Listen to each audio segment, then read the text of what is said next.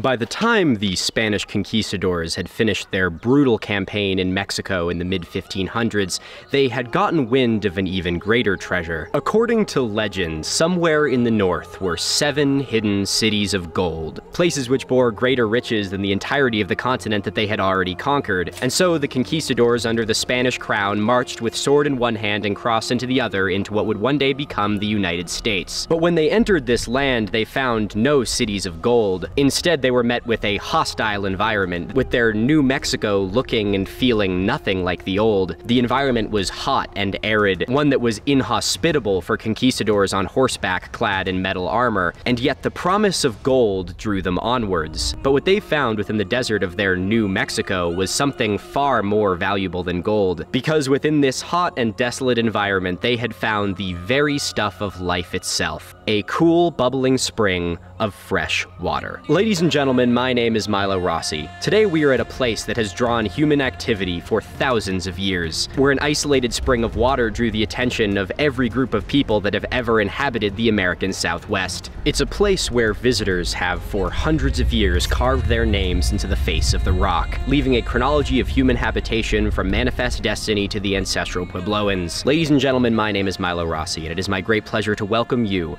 to the El Morro National Monument.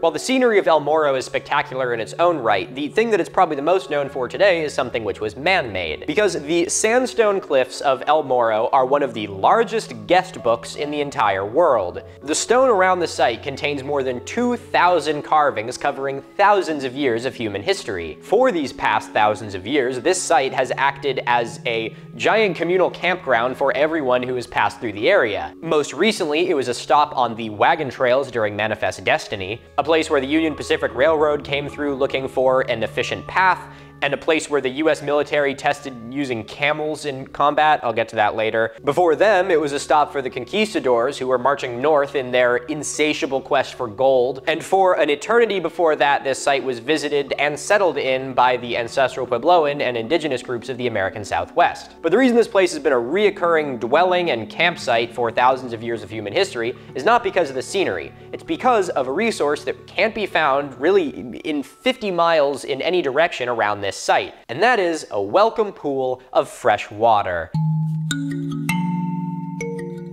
This pool in front of me is the reason for this place's significance. Sitting at about 12 feet deep and holding a volume of nearly 200,000 gallons, this would have provided one of the only sources of fresh water for nearly 50 miles in every direction. For just about everyone traveling through the desert before the invention of the automobile and the paved road, this could have been the only source of water they had seen in days. And these would have been days spent passing over lava beds and scrub-covered mesas. Now, while I think I said in the intro that the spring is bubbling from the ground, that's actually wrong. There's a way you shouldn't believe anything I say, and an indication to where all this water is coming from can be seen on the gray lines running along the side of this pool. Those lines are called spillways, and are where precipitation from the top of the mesa would run down and eventually pool at its base. The pool is the most full in the spring after the snowmelt runs off the top of the mesa to collect here. Because of this, by today's standards, this water is very unappetizing, a stagnant pool baking in the sun. But I promise you, the only thing worse than drinking stagnant pond water is dying of thirst. But because of this pool, thousands of years of human history have taken place right here. The technical name for the pool at the bottom of El Morro is a tinaya, the name given to the sandstone pockets that occur around the bluff that fill with both melt and rainwater.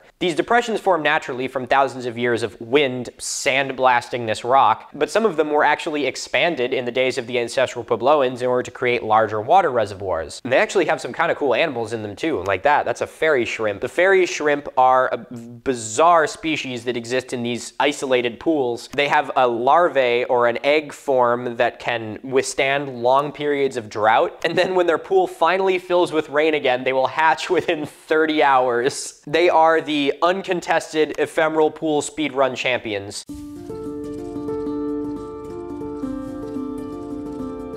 As Spanish conquistadors pushed their way west in search of the 7 cities of gold, they gave this place the name that it has today. In Spanish, El Morro translates to the bluff, and it's pretty easy to see why it was given that name. This sandstone feature is stark in comparison to the landscape around it. The cliffs behind me drop nearly 300 feet to the canyon floor below, and the front head of this canyon is heavily eroded. Now, a very unique little piece of geology that we can see here is this white layer on top of the Zuni sandstone behind me. El Morro's sandstone bluffs are created out of both Zuni and Dakota sandstone. The Zuni sandstone being the remains of one of the largest deserts the world has ever seen, and the Dakota sandstone being the first layer of deposits from the Western Interior Seaway, which I talked about in the first episode on the Guadalupe ruins, shameless plug. And at the La Ventana Arch, we saw the unconformity, where about 60 million years of Earth's history is missing, an unconformity which is marked by a layer of white stone. And what I find so amazing about where we are right now is that the path that you walk across the top of this mesa is on that white stone. So these little white outcroppings around me are the remnants of that unconformity up close. You can almost actually see here how an unconformity is created. At the La Ventana Arch, this white layer had a whole nother layer of sandstone on top of it dating to about 100 million years ago. But here, that layer is totally absent. So if you can imagine this area 200 million years from now being submerged underneath the sea and another layer of stone being deposited on top, some geologist many, many millions of years in the future would find that there is an unconformity here where that time period is missing. Despite how it looks, El Morro isn't actually really a desert. It has an elevation of about 7,500 feet, which puts it much higher than a lot of the desert around it. For this reason, it has a climate that is slightly more mild. These unique conditions not only allow snow to accumulate and meltwater to fill the pools on the mesa, but it also prevents the pools from drying up in the hot desert climate as they likely would if they occurred in the lower lying areas. It is also known as one of the best night sky viewing locations in the United States. There is so little light pollution there, and the air is so clear from the environment that it's in that the stars are mind-blowing. I camped there for this series while I was doing my cross-country motorcycle trip, and I met a guy there who was specifically in the area to do astrophotography. Apparently, if you have your shutter open for more than 5 seconds, it's enough for the stars to start to streak.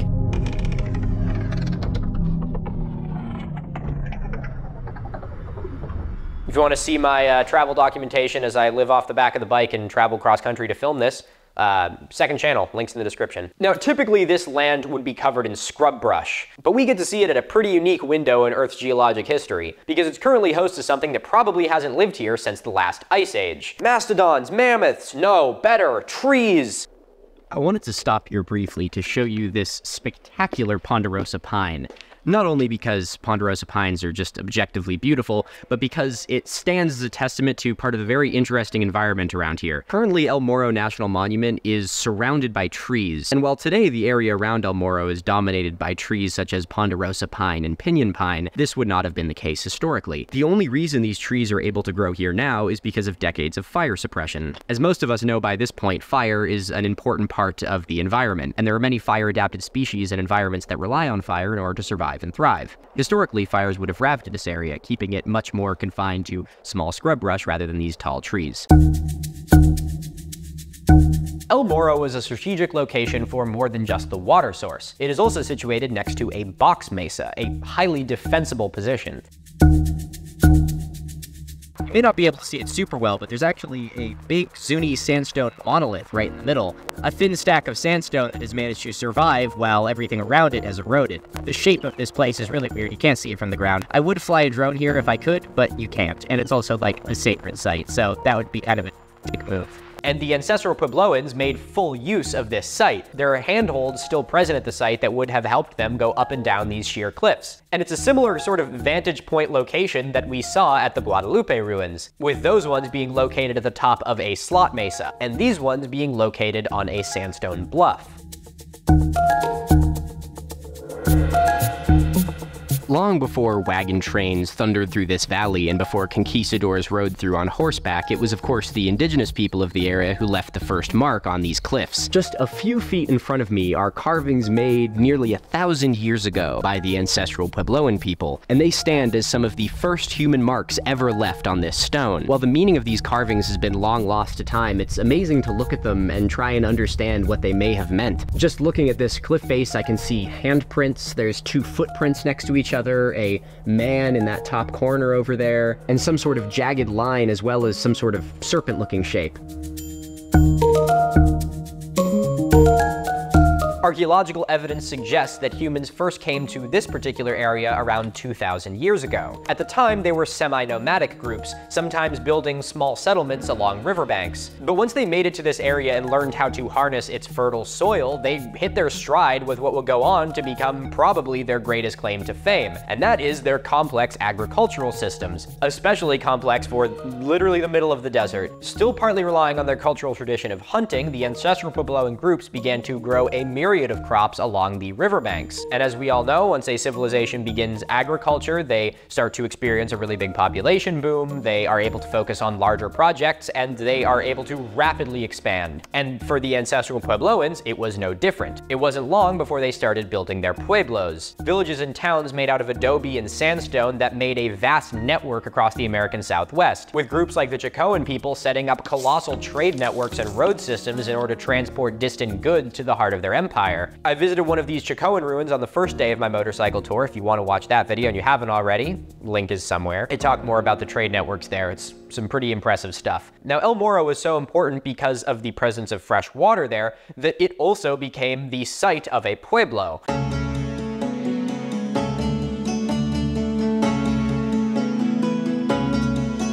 Today, the ancient city is called Atsina, and while today it is a quiet ruin, it was once an ancestral Puebloan metropolis. The 18 rooms you see behind me were excavated in the 1950s and 60s. Archaeologists discovered countless artifacts left behind by these ancient people. One of the most amazing to me is they found mosaics painted onto the walls, something which is fairly unique for sites in this area, or at least unique to have survived this long. Today, you can view this site as a visitor to El Morro, which is a pretty unique opportunity and one that hasn't been altered too much from its original excavation state. This also allows for the indigenous groups that are still very present in the American Southwest to access the site and learn from it. It is viewed as a bit of a sacred site, a place where they are able to connect with their ancestral heritage. However, what's most striking about this ancient city is how much of it is left undiscovered. Gianfranco, pull up the satellite imagery. In this image, we can see that this city covered a massive area, and only a small portion of it has actually been excavated. You can see a square outline where city walls once stood, and it is estimated that beneath the ground is a total of more than 300 rooms. Archaeological evidence suggests that Atsina was first inhabited around 1275 CE, and though it only saw an occupation for between 75 and 100 years, it was a fairly large settlement. The pueblo, a series of interconnected stone rooms, is about 300 feet by 300 feet, and it's believed to have once housed upwards of 600 people who would have been housed in the pueblo's 355 rooms. To put that into perspective, there were only about 35 rooms at the ruins of Guadalupe. Of course, Atsina is also home to several kivas, a signature spiritual structure which is still held sacred to many indigenous groups in the American Southwest. If you watched my video on the Guadalupe ruins, a site which is far more off the beaten trail than this one, you'll remember the significance of this structure. It is in this circular construction that ceremonies would have taken place, everything from meetings to dances to religious gatherings. By looking at an example of this structure built nearly 1,000 years ago, it's no small wonder why the Zuni people still find this place that I am at right now to be sacred. These elaborate constructions form an ancestral tie to people who once lived on this land and are the direct ancestors to many indigenous groups in the American Southwest. The craftsmanship apparent at Atsina is masterful. The ancestral Puebloans were skilled craftsmen who utilized the abundant natural resources around them to build these structures that have lasted for over 1,000 years. Since this part of the world is rich in sandstone that was deposited by ancient seas and deserts hundreds of millions of years before, it has given the people who live here a very soft, workable material. Because of this, the ancestral Puebloans were able to carve these bricks directly out of the bedrock itself and mortar them together to create a honeycomb structure capable of housing nearly 1,000 people. Since the ancestral Puebloan people didn't have a written language as we know it in sort of the Western world with letters and characters, it is more difficult for us to decipher the markings that they left behind on the rocks. That being said, there are more than 200 pictographs left behind by the ancestral Puebloan people all around El Morro. Some of them are believed to be spiritual, while others are believed to be more practical, with typical spiritual iconography such as spirals and geometric shapes, and also existing animals such as bighorn sheep. But what's so amazing about these carvings is how much different they look to everything else, because every carving made by every person who has ever passed through here was done in a different way. The character of all of the carvings at El Morro is palpable. From the indigenous carvings to the conquistadors to the settlers, every single one of them is done in its own style and conveying its own message. The ancestral Puebloan carvings, the oldest ones at the site, were done using bone or antler in a process called stippling, where they would take the bone piece or antler piece and they would tap it into the rock. This would remove the weathered dark outer layer of the stone and reveal the lighter layer beneath it. By the time we get to the conquistadors, many of the carvings in the stone were done with bayonets, and some of them just done with nails. The conquistadors were an expeditionary force, and so of course they didn't have anything with them with the intent to carve into stone, and so they were sort of just using whatever they had on hand. And the quality of their carvings reflects that, being much more rough than the later carvings from the United States settlers. By the time the United States had conquered the territory and began to make their own carvings, we see a completely different style, including some that are masterfully crafted. The stone has been smoothed down and inscribed with calligraphy letters using a stone chisel. Then again, there are others that left their marks with things such as pocket knives, nails, and some even believe railroad spikes. Now, it truly was one of my favorite parts of seeing El Morro, was just looking at how different all of the carvings were and trying to remind myself that at some point on some blazing hot afternoon, somebody sat here and chiseled this thing into the rock, whether it was with an antler, a bayonet, or a chisel.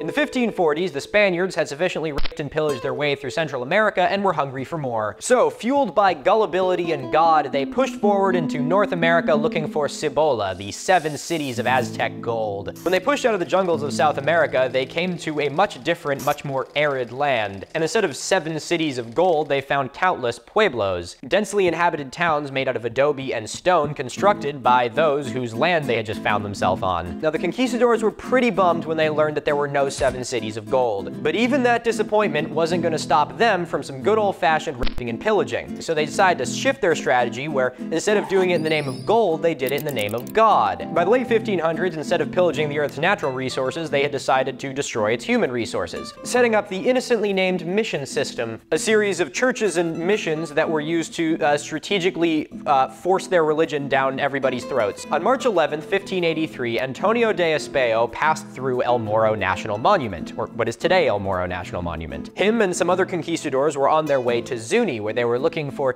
2 Franciscan priests who had mysteriously vanished. On his way, he recorded a stop at El Estanque de Panol, or the Pool by the Great Rock. This would be the first written record of El Morro in Western documents. Now here we see one of the most significant and oldest carvings of the colonial period of this area. It was carved by Don Juan de Onate after his discovery of the South Sea, a conquistador who was on his way here after discovering the Pacific Ocean. This carving dates back to 1605.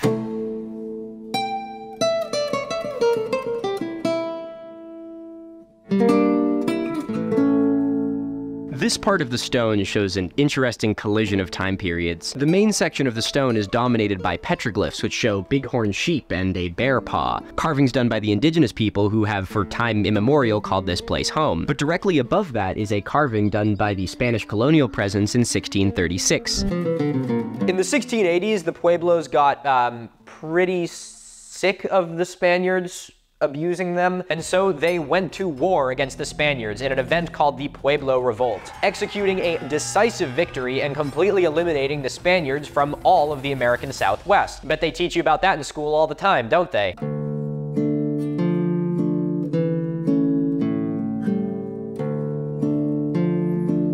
For nearly 200 years, the Spanish left their inscriptions on these rocks, and here are just two examples of it from the later colonial period. In the square box is an inscription from 1709, and it reads, I have to read this one off the notes because I can't keep these things memorized. On the 25th month of June of this year, 1709, Ramon Garcia Gerardo passed through here on the way to Zuni. And to the right of that is another inscription from a man named Pedro Romero, who passed through here on the 2nd of August in 1751. What's interesting about these two inscriptions in particular is the fact that they're so dark, and that has nothing to do with the carvings themselves, but is rather evidence of an early conservation effort. When this place was incorporated as a national monument in the 1930s, they tried to preserve some of the older carvings by rubbing graphite into the lines. It was eventually found that this ends up doing more harm than good and is changing the composition of the site itself, and so they have foregone this method and are no longer doing it. But these are two interesting examples of very old carvings with also very old evidence of restoration. This carving here is one of the last from the Spanish colonial period, carved by an Andres Romero in 1774. Less than 100 years later, this land would be claimed by the United States after the Mexican-American War. It's really amazing to look at this carving and think that at the same time as someone stood here, you know, under the crown of Spain, carving this into a rock, in my home city of Boston, the tides of revolution were beginning to brew. It's just kind of wild to think of history as being this all-encompassing thing that, you know, everywhere in the world at any, you know, significant point in history, there was something happening. Between 1846 and 1848, the United States decided it didn't have enough land yet, so they went to war with Mexico. When the dust had settled, the United States had somehow managed to walk away with 500,000 square miles of land from Texas to California. I know I come down on the US a lot, but don't get me wrong, it's things like that that make me feel patriotic. Oh yeah, you guys doing anything for the next 2 years? Why don't we just conquer an area the size of Europe? And among the land that was conquered from Mexico was the not very creatively named New Mexico territory. The US Army topographical engineers came through the area in 1849, creating not only the first English documentation of El Morro, but also leaving their own marks in the rock. The marks of James H. Simpson and Richard Cairn, the artist of the group, can still be seen at the site today. In stark contrast to the petroglyphs is another carving located directly next to it, the scrawling and beautiful handwriting of a one E. Penn Long from Baltimore. Rather than using bone or antler, this carving was likely done using either a chisel or a small knife. Long was in this area for an interesting reason. He passed through this way in 1857 as a member of the US Army, and he was with a detachment who was testing the efficacy of using camels in the military. Because camels are adapted to an environment like this, it was their thought that they could use camels to be able to traverse this hostile environment instead of horses or mules. Mr. Breckenridge, the man who left this beautifully crafted carving in the wall here, was actually the one who was in charge of the 25 camels in Lieutenant Beale's command. Many regarded the camel experiment to be a success, as they fared very well in this environment, as I'm sure you could imagine. However, despite this, the US Army ended up forgoing the idea of using camels, and they were instead replaced with the mule. This very small inscription in front of me has an interesting story to tell. It was carved in the mid-1800s during Manifest Destiny, while American pioneers began to move west. It is one of the few carvings on the El Morro cliffs left by a woman, a Mrs. Bailey who is heading west to California from her home in Missouri. Now, as the United States government encouraged this final wave of colonization of indigenous land, it was of course the innocent who suffered the greatest. And the story of Mrs. Bailey is just one example of many. When her and the 60 people she was traveling with crossed over the Colorado River, they were attacked by a detachment of the Mojave people. The Mojave successfully killed 9 of the settlers and forced the wagon train to wait over the winter in New Mexico.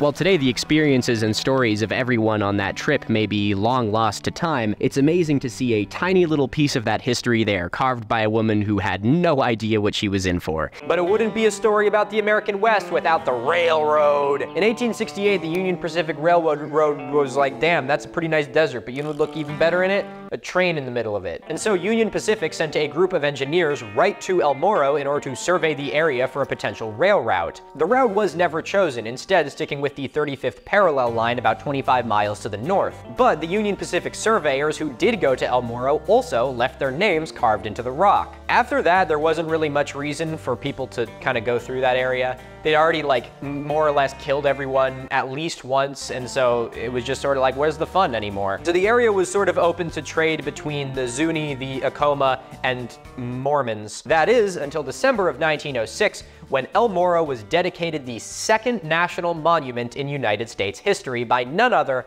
than Theodore Roosevelt himself.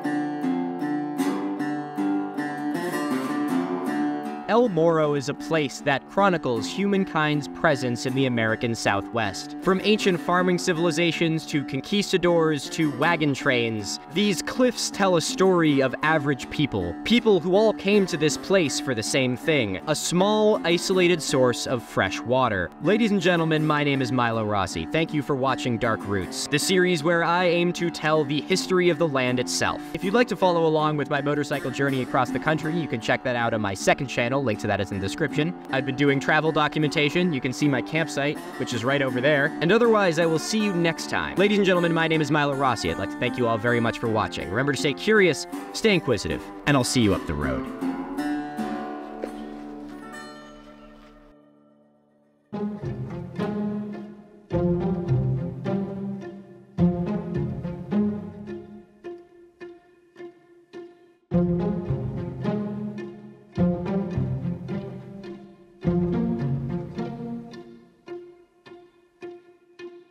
Thank you.